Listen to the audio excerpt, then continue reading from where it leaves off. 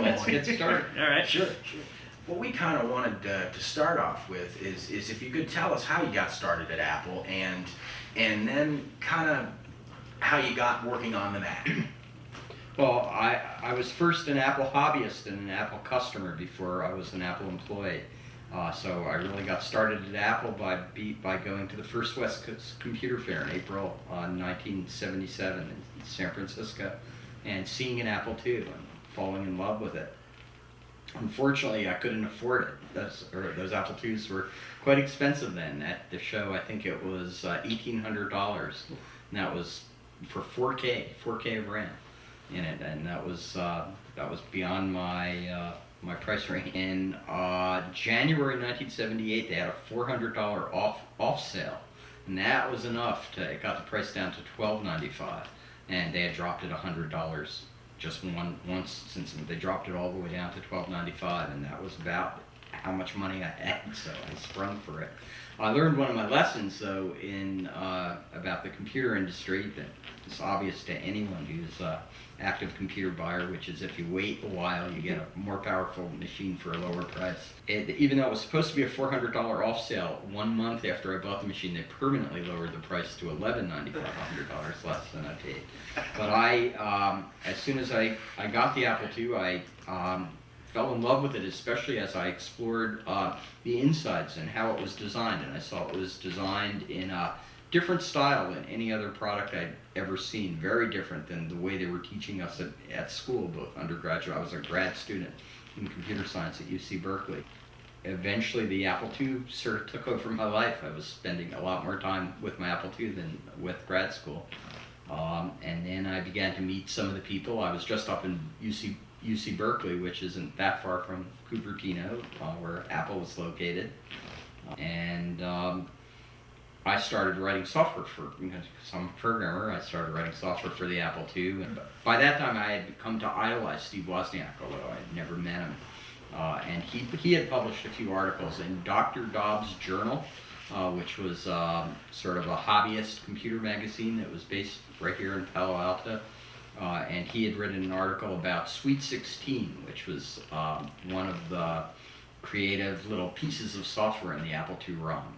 Woz had implemented a virtual 16-bit processor just in 6502 assembly language and programmed a few other things in that little interpreted language. So it was an little obscure thing in the Apple II that Woz wrote an article in Dr. Dobbs about. Well, I wrote a semi-useful program in the Sweet 16 language, and I prepared an article for Dr. Dobbs where I remember I put jokes in the article exactly where Woz had jokes in his article.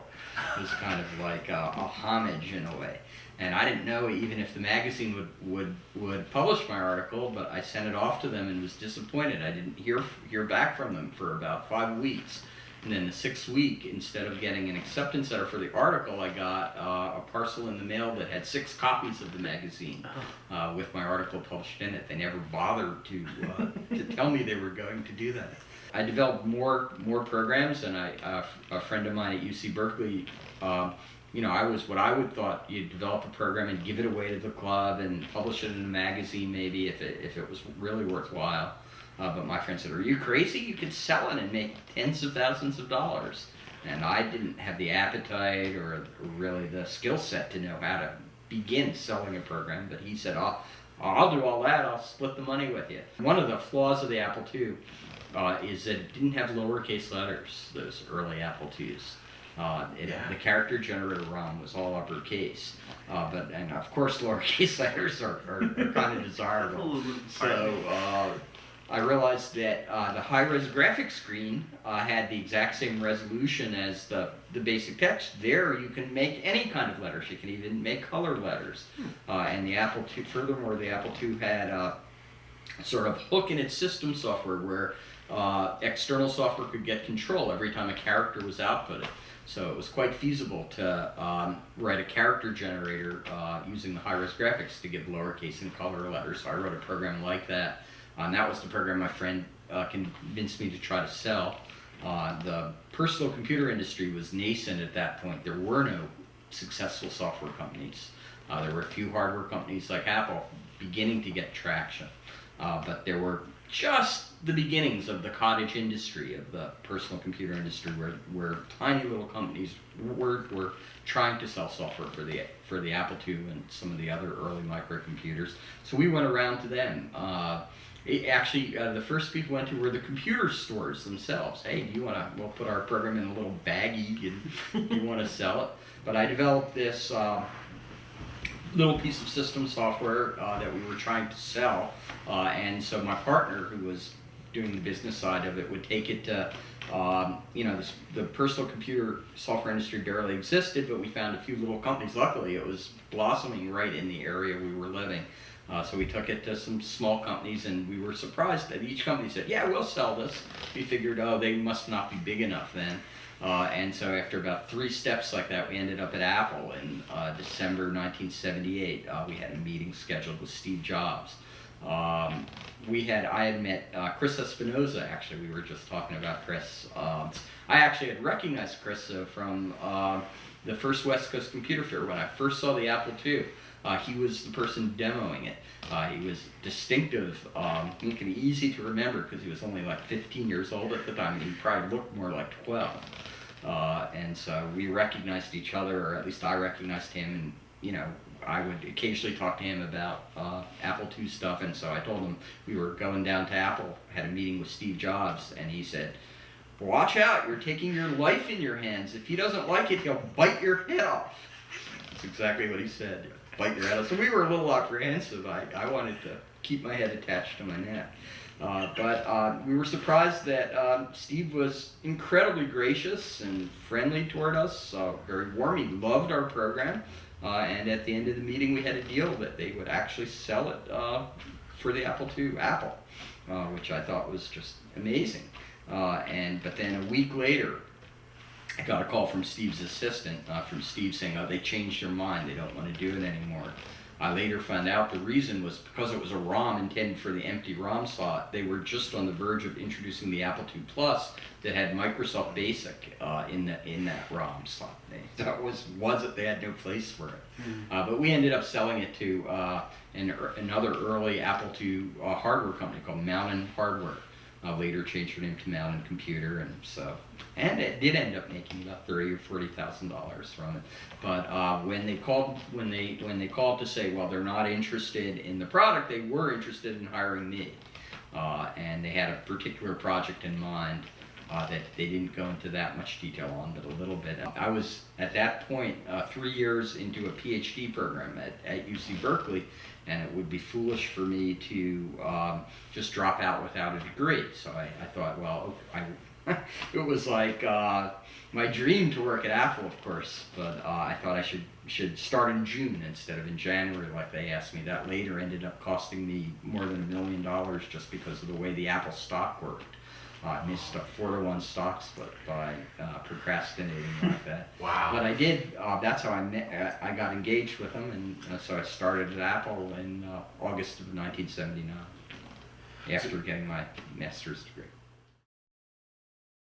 Well, the first thing was I met Burl and became friends with Burl. Actually, the very first story in my book was how I met Burl. And I started hanging out with Burl when Burl started. That was before Burl was working on the Mac. But when Burl started working on the Mac, I would occasionally help him with software, even though I wasn't supposed to be working on it. But so essentially, I became friends with the team. And then I had an opportunity when there was a disruption at Apple where they fired the middle management in the area of the company I was working. By that time, I was pretty bored with the 6502 processor in the Apple IIs. The 68000 seemed like brand new frontier, a glorious brand new frontier, and I was very excited. I had met Bill Atkinson. I actually have a story about how I collaborated with Bill Atkinson before I even met him. I was writing all kinds of demos for the Apple II in those days, and Bill had figured out how to hook sort of a scanner that was really kind of a fax machine up to an Apple II, and he did these fantastic images that Apple distributed on their user-contributed software disks. They had They were, these days, I mean, they seem so gorgeous and high resolution to me. They were 280 by 192 pixels, like a little postage stamp. It's an icon these days.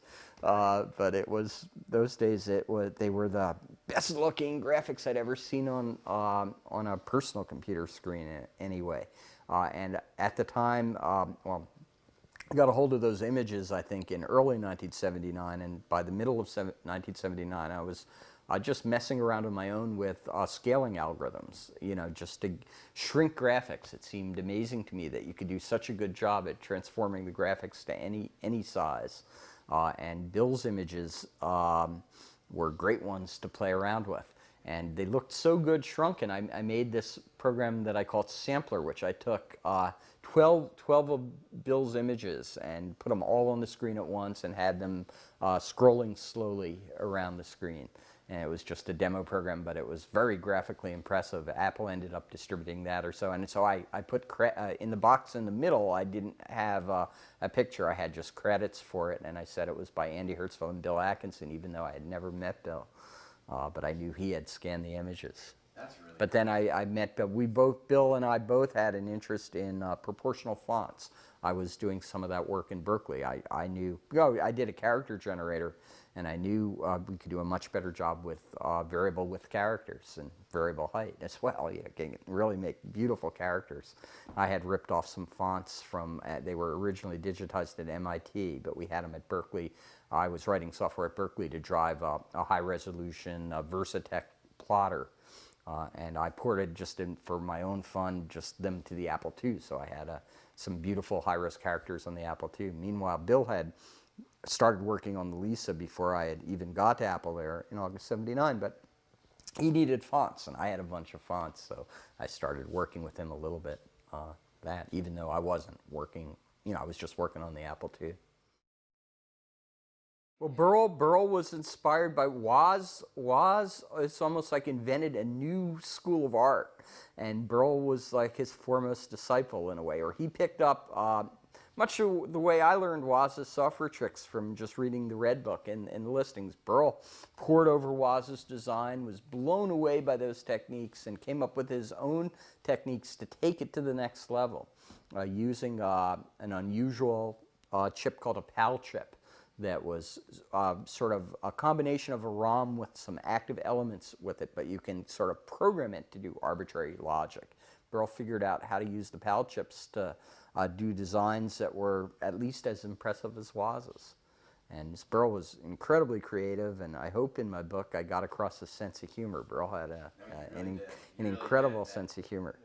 But Burl's also a very private person, and he doesn't want to talk to documentary filmmakers.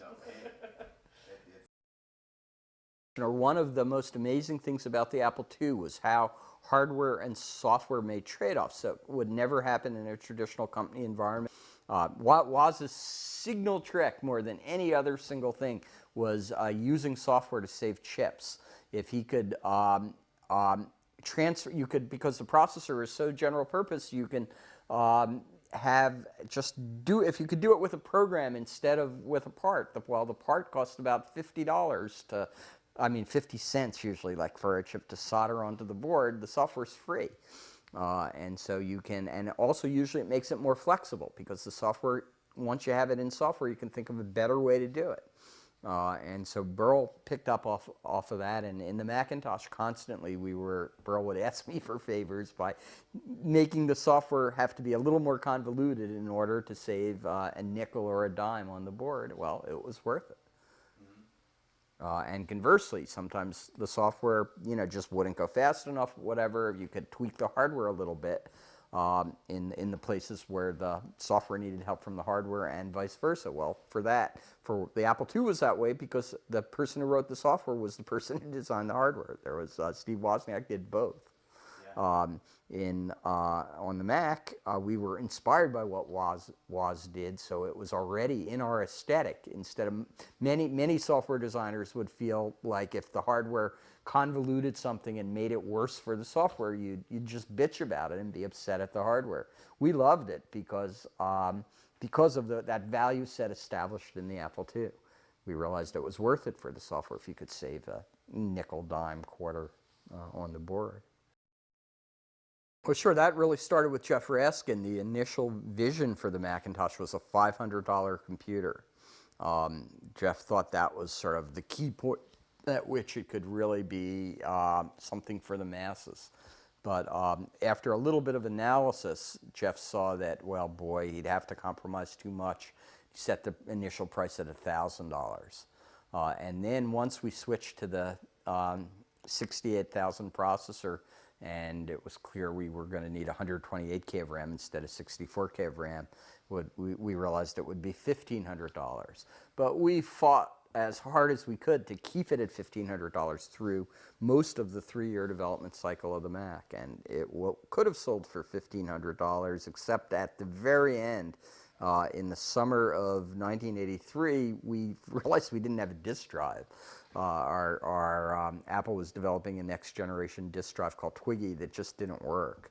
We really had to scurry to get a disk drive, and that was going to probably make our dream of $1,500 not attainable. Eventually, we knew, of course, you're on the cost curve with digital chips. It'll get lower and lower. We're just talking about the initial price. So we settled for $1,995. At least it was below $2,000.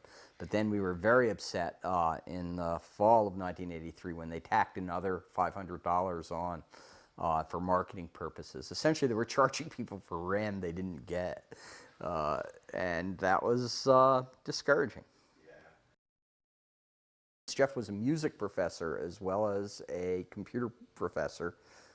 And some of his early students were Bud Tribble and Bill Atkinson at UCSD in the early 70s. And Jeff, when he came to Apple, he had been exposed to the concepts at Xerox PARC. And not only that, though, he just had in his own, just his way of thinking about it, he really appreciated elegance and simplicity. And along the whole time, Brian Howard, you'd have to say, was the second person to come into the universe of Macintosh. He was Jeff's best friend. They were both musicians. Brian's an incredible musician, plays Renaissance music still sort of semi-professionally. But anyway, even before Apple, Brian was sort of Jeff's sidekick. Brian is also an incredibly smart guy, incredibly nice guy, and an incredibly good writer. And they were partners kind of in a consulting firm called Bannister and Crumb, named after British TV characters on a British TV show, The Goon Show. But it just shows Jeff's whimsical approach, I think. Sounds like a law firm, and I guess they wanted it to. But anyway, Brian followed along Jeff into Apple and the pubs department, and so when Jeff started the Mac project, Brian was really the first person helping him. But then Jeff needed hardware for a prototype. Jeff had sort of the basic idea of the hardware spec'd out, including using the 6809E processor and filling its address space with 64K of RAM, which was a little bit bold for early 1979. But he loved the idea of completing it. You're not wasting anything if you completely fill the address space of the processor with memory. It turns out that's actually a bad idea because your memory gets cheaper and cheaper, so there's not a good way to add more memory if it's already filled up. I tell the story in my book about how Bill Atkinson had run into Burl, who was working in the service department. Burl actually came to California as a phone freak. I probably shouldn't even start talking about that, so I'll retract that. But Burl was prowling around Silicon Valley. He had already fallen in love with the Apple II in much the same way that I did. He applied to Apple. Burl didn't have college background, though. I was all self-taught. And so he got a job as a service technician, repairing Apple IIs. To me, the project really took on reality when Burl did his first design over Christmas vacation at the very, very end of the decade. I think that's a notable point about the Mac that writers don't really make. It was really born with the 1980s because it was designed right at the cusp of the decade ending. And so in a way, the Macintosh really is the computer of the 80s in that way. Its life began right at the beginning of the 80s, and you know, it's in a way, it's the computer of the 21st century too, though, because it's been rejuvenated in various ways. But anyway, Burl took Jeff's vision and put flesh and blood on it in the form of this brilliant design that anyone who appreciated the Apple II, who knew things would be just blown away. Even the early 6809 based Mac was you could just see the raw potential. But still, it was limited in its way. Jeff had very few resources. He hired one other person we talked about in order, you know, Jeff Raskin, Brian Howard, Burl Smith, who, you know, the brilliant digital designer. He hired a software guy who didn't stick with the team. So I don't know if he's worth mentioning, a guy named Mark LeBrun, who later became reasonably well known in the industry. He was a VP at Symbolics. But he was, Jeff was kind of pals with the artificial intelligence community and some of the people at Xerox PARC, but he was academically inclined. Mark LeBrun was, in my mind, a little too academically inclined, and even though he had the prototype of the world's cutest little computer on his desk, and it was his job to write software for it, he never really did. He didn't think 64K was enough memory, et cetera, and so it languished. And during most of 1980, not much progress was made. Burl was called off actually to work on other projects, and Jeff was continuing to write his papers, but because the software guy wasn't writing software, nothing was happening. But during that time, they did hire, Jeff made one other key hire, a woman named Joanna Hoffman, who became the Macintosh's first marketing person. Who Jeff, it just shows how Joanna had no experience whatsoever in the personal computer industry, but she was brilliant. And she knew everything. She could speak 5 different languages, and she had a great personality, and Jeff would go for people like that. She has a great story about being interviewed by Jeff while Jeff was at his piano keyboard. And when he liked something she said, he'd play a happy little melody. If he didn't like it so much, he'd express his reactions musically. She thought that was interesting. That is interesting. Yeah, that didn't make it into the book. But anyway, so they had, that was the 4 people on the Mac, but then the really key thing that happened was finally, I think Mark LeBrun decided the Macintosh wasn't for him. I don't know if he got prodded or whatever, but he left. Jeff, when he first came to Apple, his very first thing he tried to do was hire Bill Atkinson because he knew how brilliant Bill was from working with him in the past. And then, of course, he also wanted to hire Bud. Bud was up with Bill in Seattle. They even had a little tiny consulting company called Synaptic Systems working together in Seattle. But Jeff was able to convince Bill to come to Apple first in the spring of 1978, just a month or 2 after Jeff started at Apple. But Bud was in the middle of an MD PhD program. He was getting a medical degree as well as a degree in neuroscience. And he was like 4 years into the program or something, and so he couldn't be pried out. But finally, Jeff was able to convince him to take a 1-year leave of absence from his 6-year MD PhD program and come to Apple to write software for the Mac after Mark LeBrun left. So Bud started in October 1980, and it was really a night and day difference. Bud actually liked the Mac prototype and started writing routines for it. But Bud made a key connection that really was that last step of the Macintosh becoming the Macintosh, which is because he was best friends with Bill, Bud was living at Bill's house. So every night, Bill would show Bud his latest work he was doing on the Lisa. It was Bud's job to write these graphics routines for the Mac using the 6809 microprocessor. And he saw, well, Bill was doing genius, groundbreaking work doing the exact same thing with the 68,000 processor. Maybe if the Mac could have a 68,000, we could use that work. But it was thought, you know, there was a reason the Mac couldn't have a 68,000 processor, which was because it was intended to be a very low-cost machine. It couldn't have 16 bits. The 68,000 demanded a 16-bit address bus, but we were limited by cost, only using 1 row of RAM, 8 RAM chips. So we thought, well, boy, Bud thought we'd really like to have it, but I guess we just can't do it. But he mentioned it to Burl, Burl came up with a key invention, which he called the bus transformation circuit, which is a way using the page mode of the RAMs. This is getting too technical for everyone, but he came up with just a brilliant way of hooking up a 68,000 to 8 RAM chips, which most people think couldn't be done. And so once he did that, he had like lightning in a bottle, this incredibly low-cost minimum chip count computer that actually was faster than the Lisa. Even though its board price was like 1/3 or even less of what the Lisa used, it actually ran about twice as fast, even though it only had an 8-bit bus. So once that happened, it actually, Jeff was actually against it, though, because the 68,000 chip, Jeff really cared about making it low cost, and the 68,000 chip would cost 4 to 5 times what that 6809 chip did. But meanwhile, once he got that going, Steve Jobs got wind of it, as well as other people at Apple, that, boy, here's this board that is 1/3 the price of the Lisa that's twice as fast. That's amazing. And once Steve got wind of it, he kind of took over the project, and it got on its way. But that's the story of the pre-Steve Mac team. Well, there's really an indefinite number of layers. No one knows everything. You can go down to the quantum mechanics that cause the semiconductors to work like they do. And most people designing the chips don't know that level of detail. But then up and up and up through the software and the various levels of applications these days, it's too much for anyone to know all of it.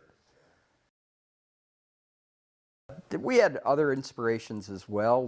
One thing I share with the founders of Apple is being a Bob Dylan fanatic. I always found the music and attitude and spirit of Bob Dylan inspiring, and I think some of that made its way into the genes of the Macintosh.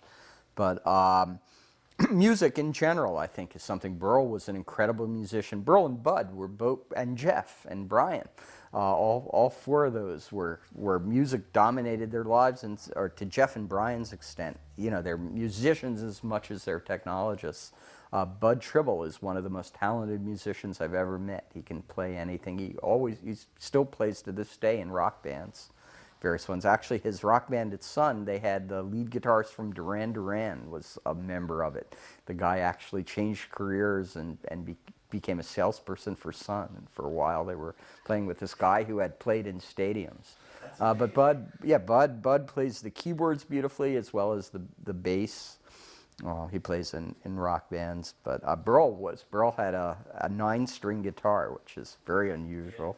But Burl would tweak it. Any possession Burl would have, he would optimize it in various ways.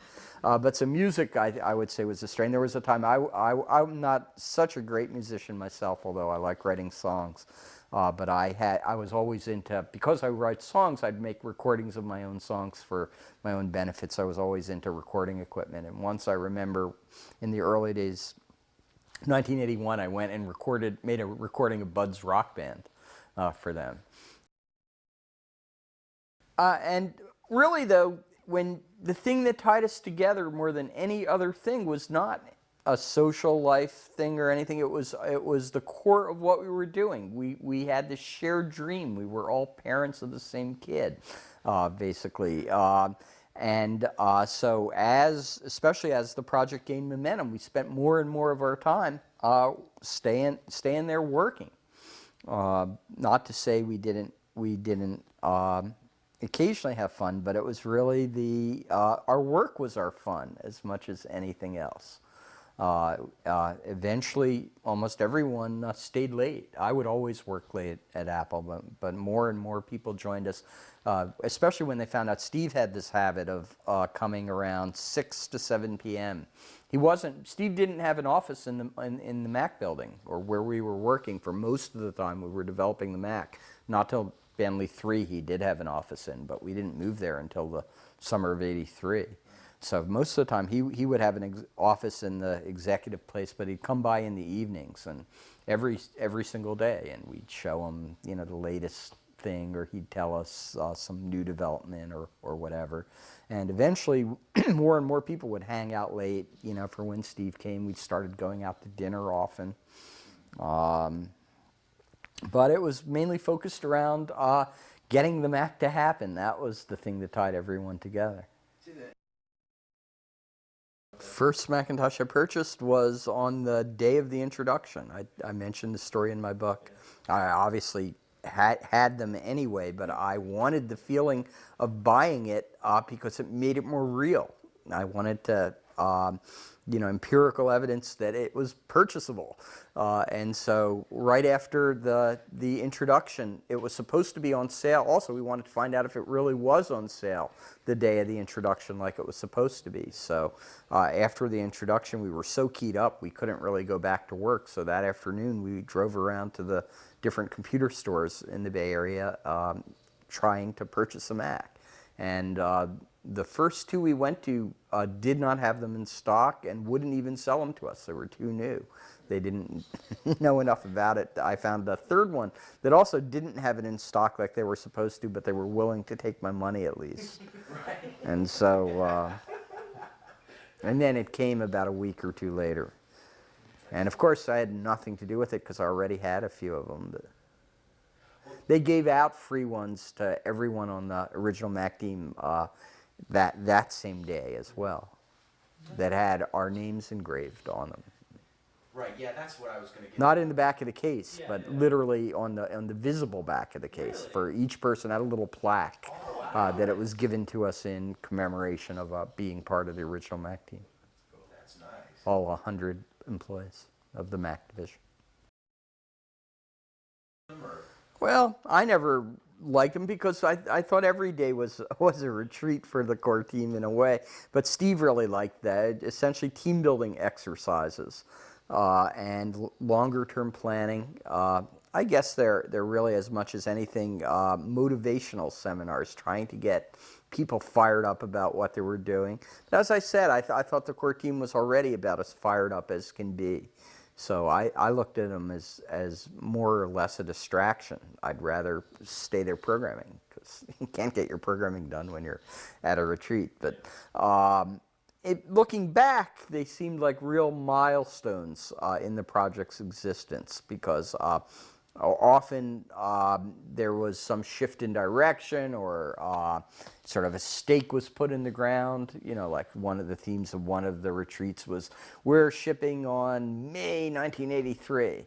Or something, gave out little T-shirts that said May 1983. And of course, that's not when we ended up shipping, but it was, they were to, and also as the project gets bigger, not everyone does talk to everyone every day. So the retreats have some value in terms of getting the different parts of the team to hear what the other parts were doing and what the risks were or how they could help each other.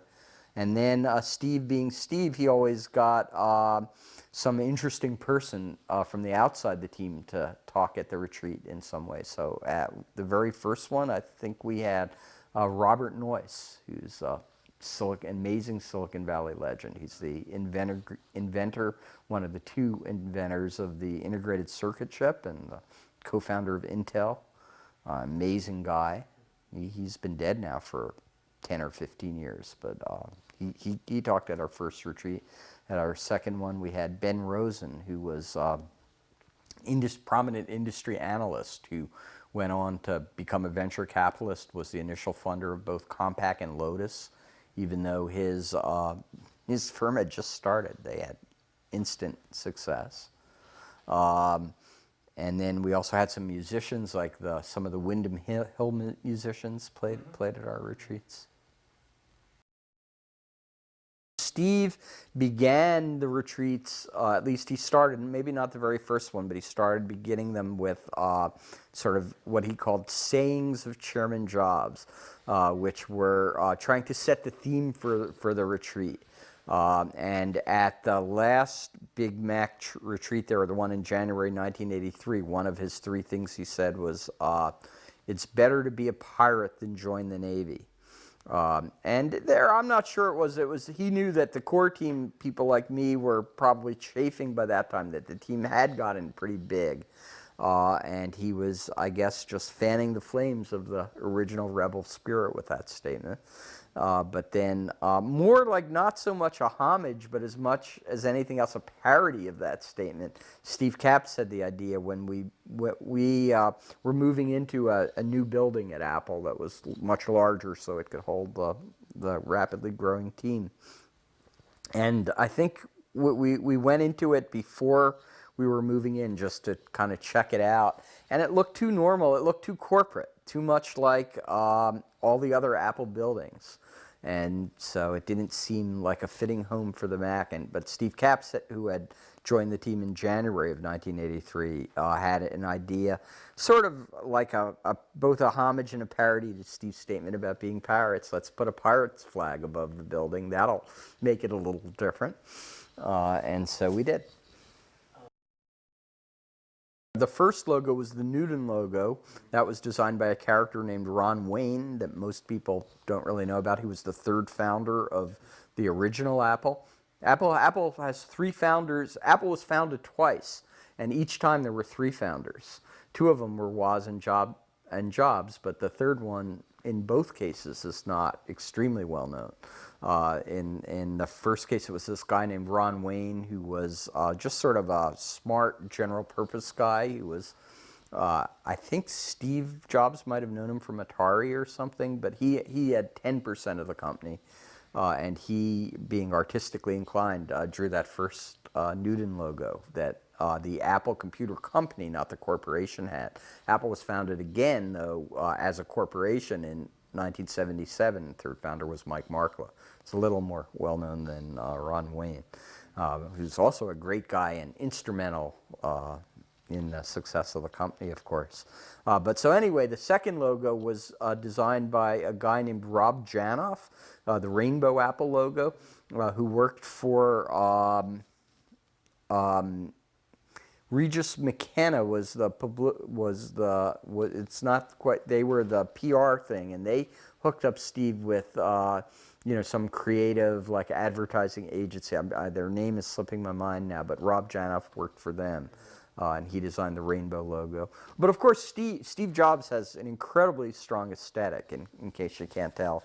And he is involved in the iterations of all those logos to this very day. Like, I don't quite understand, but Steve eventually decided the rainbow logo was inelegant.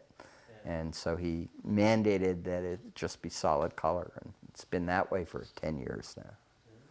Yeah, and of course there's a little bit of punning in that original Apple logo, because the bite taken out of the apple sort of refers to bite with a Y, I think.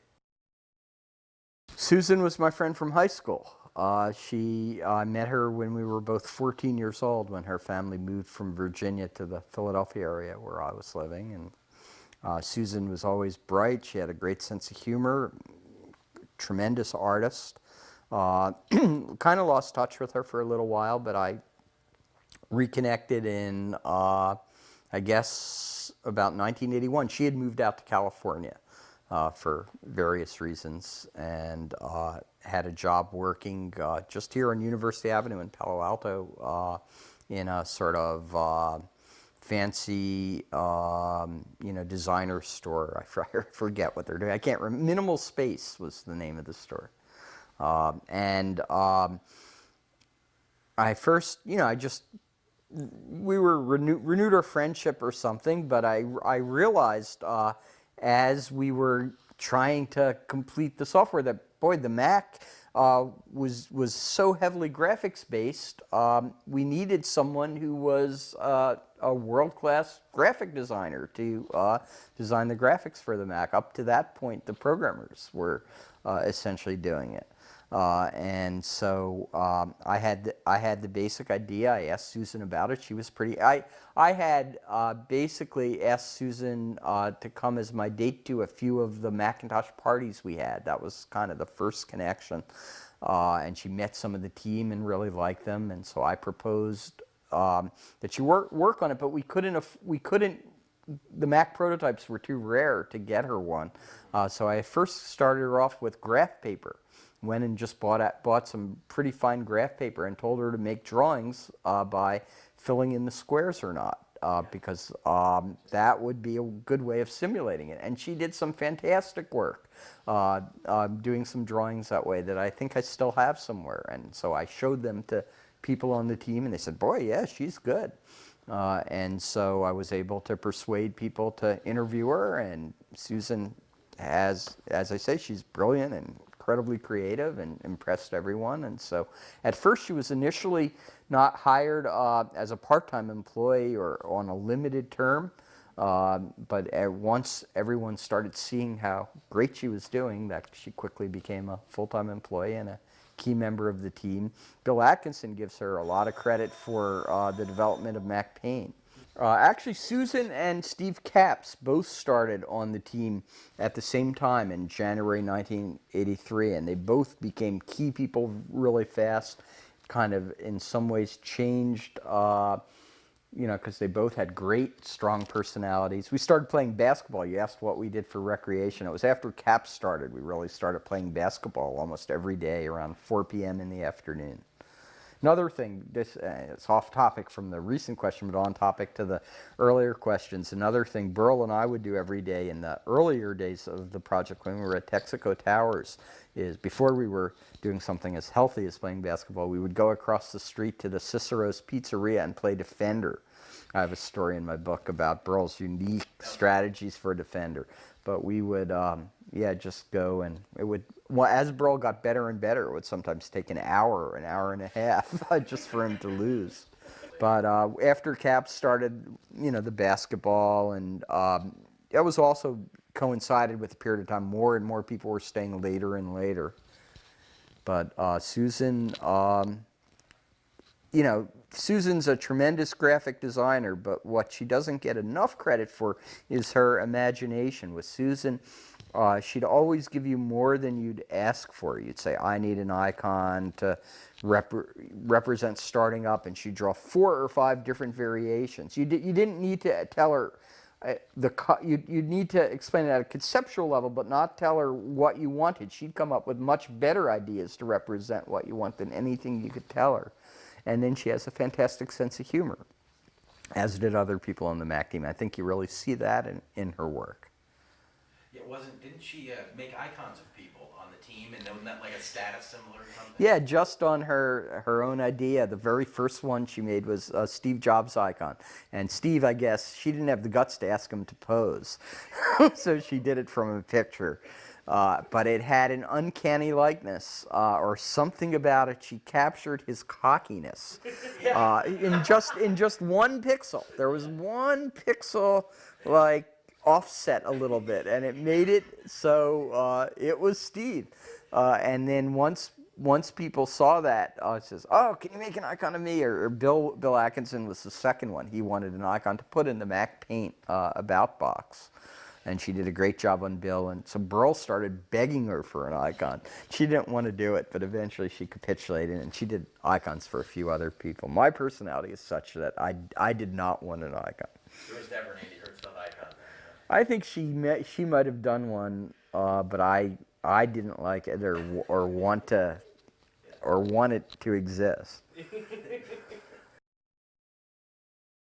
Well, you know, Steve is extremely, well, he's mixed. I used to say about Steve that he was the best person possible to work for, and also the worst, because he's a man of extremes. So Steve's extremely passionate. He's incredibly sharp.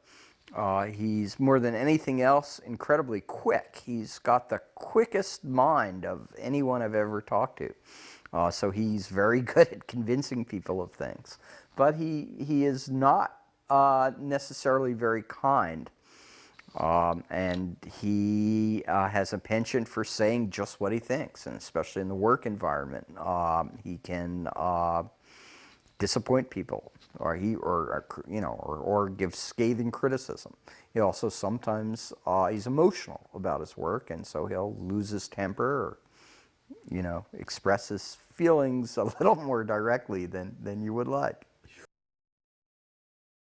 Sure, but the iPod people have the iPods in their pocket mainly because they love music. And that's and as do the Apple employees who created it. So again, it has some of that same thing the Mac happened. It's a labor of love. The designers of the iPod, one of the main designers was a kid who we gave at General Magic his very first job to out of college, Tony Fidel. And I can tell you, from personal experience, Tony's a passionate guy. Much of that same dynamic that made the spirit of the Macintosh so unique and great is there in the iPod. You certainly got the Steve Jobs dynamic of, no, it's not good enough. And they polished it and polished it till it shines like a gem. But Apple was shown with the iPod. I mean, they made incredibly bold moves that really only Steve would make, like the way they replaced the Mini with the Nano with no transition period. That's not something the shareholders demand. That's way too risky for the shareholders. If that was bungled, the whole thing would have fallen apart. That was more artistic in the sense that they love that Nano, that what you can do with the flash. They can make something miraculous. And so it was, a classic Apple move there. I haven't seen that many signs of them being careful. I would say in 2006 they disappointed with respect to the iPod because they didn't move it forward enough. If you just look at the 2006 iPods, they're just tiny increments. And that's really the not the first year, but they did much better in 2005, I would say. But I think you'll see 2007 be more like 2005 with respect to the iPod. They'll have some really pretty cool things up their sleeve.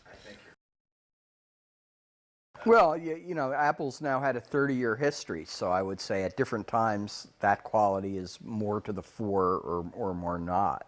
But I would say it kind of follows Steve Jobs around.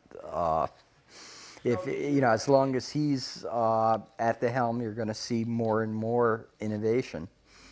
But innovation is it's really the only interesting thing. If you're not innovating, what's the point? The point there could be a point. The point is usually making money. Often some companies can think you can innovate too fast because you don't sort of milk the cash cow to the maximum before moving on. That's not the way Apple usually thinks, but it's a valid way of thinking. But from my point of view, well, my values were also shaped by the Apple founders and my experience at Apple. So I think if it's not innovative, it's not worth doing. Sure, it's kind of immature. Of course, if it's successful, it has to grow. But the spirit of the Mac team always was rebellious against the status quo. And so you can't really be rebellious when you get enormous, But and there are a variety of other things. Once a team can be really tight-knit when it's, a dozen people. It's hard for it to be really tight-knit when it gets into the many dozens. Well, a spirit isn't a goal, so a spirit doesn't get achieved. A spirit manifests, and so really the right thing is that spirit still in the world? And I would say, sure, yeah. The current Macintoshes and even the iPods have some of that. So what I would say the Macintosh spirit really is a celebration of the human spirit, although that's not the way I said it in my book.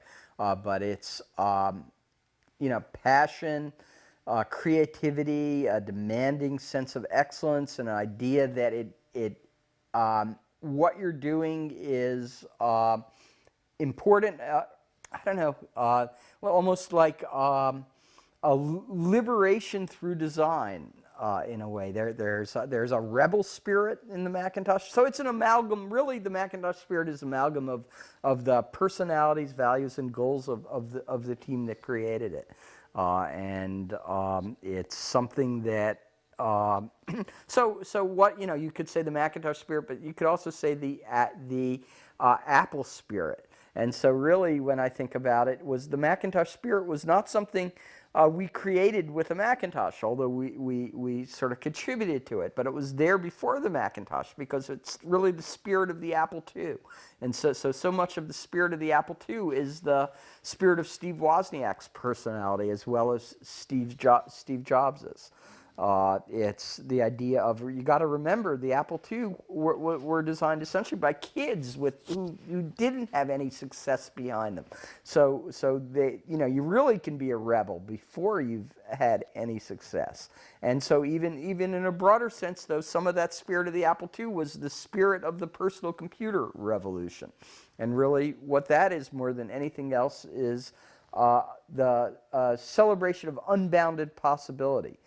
The key thing, those first microcomputers, even pre-Apple II, but even the Apple IIs, couldn't really do much. Yet they were incredibly exciting because you knew they were the seed that would change the world. Once you had an understanding of Moore's law and the fact that they'd get better and better and better with every passing year, that's the basis of the underlying basis of all the excitement, I think, is their transformational tool.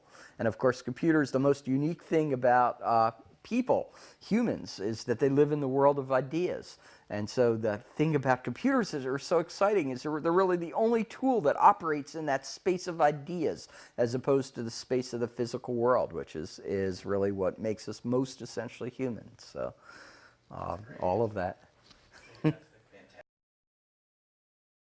Feels great. Yeah, it's a little measure of immortality. It makes your life feel more worthwhile if you can affect the world in a positive way. So I feel lucky that I was in the right place at the right time. I could be just as talented, have everything and more that I have, and never get to impact the world like that, except by the fortune of all these different things coming together. So lucky, grateful. It's a wonderful thing to be part of. And I hope one of the things the Macintosh does is inspire other people to do their Macintosh and to make their dream come true.